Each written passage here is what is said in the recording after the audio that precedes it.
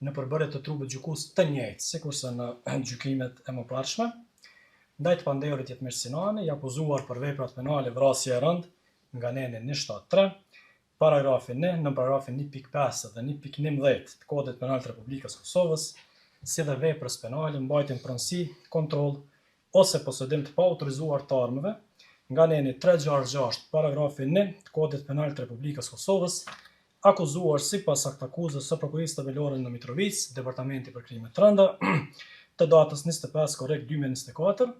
Kjo lëndëdhënie ka qenë e kthyer në rigjykim përmes akt vendimit të gjykatës të apelit me numër PAKR 183/2025.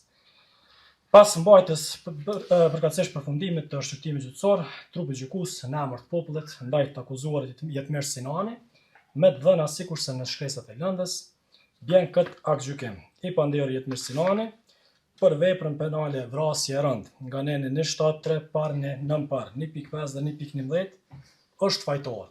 Trupi gjykues i cakton dënim me burgim në kozgjatje prej 23 vite për veprën e dytë penale, mbajtjen pronësi, kontroll ose posedim të paautorizuar të armëve.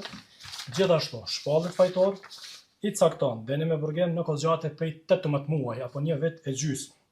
Në kuptim të nenit 76, trupi gjykues shqipton dënim unik në kozgjatje prej 24 vite burgim, i cili dënim ekzekutohet pasi vendimit bëhet i formës prerë.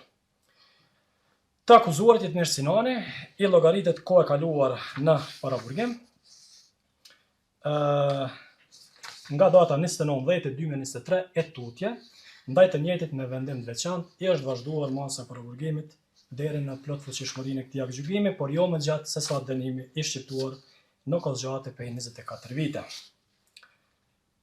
Nga i njëjti konfiskohet në mënyrë të përhershme arma, përkatësisht pushka Kalashnikov, AK-47 prodhim kinez, një karikator dhe një metfishek të kalibrit 7.62 x 39 mm.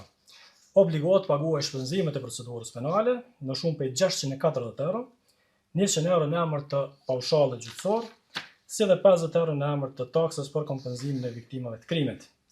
Palët e dëmtuara, Daud Zenuni, Destan Muslio dhe Ilmesh Shaqiri, për kërkesën pasurore juridike udhëzohen në kontest të rregullt juridiko-civil. Kjo vendim i kësaj gjykate, avokat shkurtimisht janë ngrit 2 pretendime në këtë rast për tronditet fort mendore si dhe për mbrojtjet nevojshme, edhe në gjykimi ka qenë publik. Sa i përket pretendimit për tronditet fort mendore, gjykata ka në përfundim që nuk ka. Kjo duke u bazuar kryesisht në ekspertizën e ekspertës psikiatre, doktoreshës Valbon, e cila në mënyrë të qartë, besueshme plotësisht, në mënyrë profesionale ka sqaruar se nuk ka tronditje përkatësisht nuk ka pasur tronditje të fortë tek i pandehurin në ditën kritike.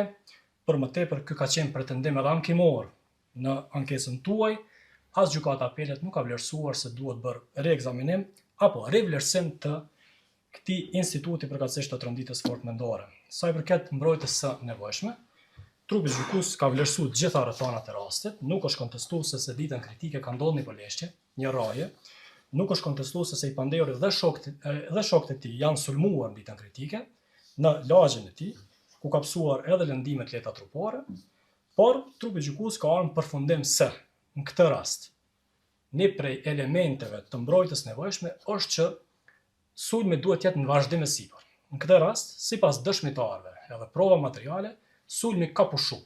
Të dy dëshmitarët ditën edhe në rikonstruim, edhe në gjykim 2 herë, kanë deklaruar që në momenti kur i ndjeri fatos e ka drejtuar armën, është kthyer në vendin e tij dhe vetura ka qenë në lëvizje sipër, që nënkupton që sulmi nga ana e pandehurit është ndërmarrë pasi që ka përfunduar sulmi prej, në këtë rast, viktimës.